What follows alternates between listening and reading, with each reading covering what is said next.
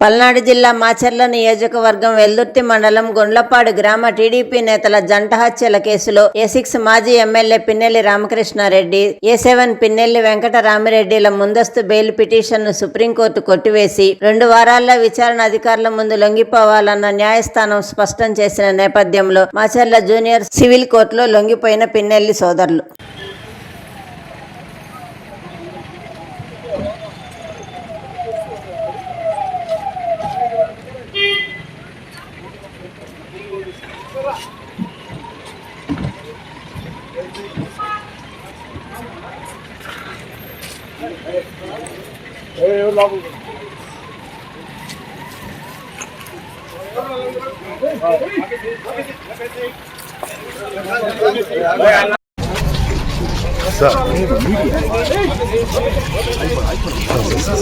ఇక్కడ వరకు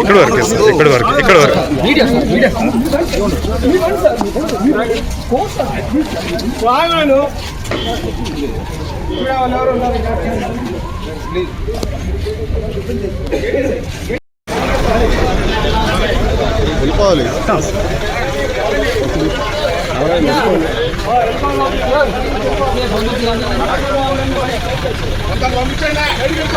మొత్తం వెళ్ళిపోవాలి.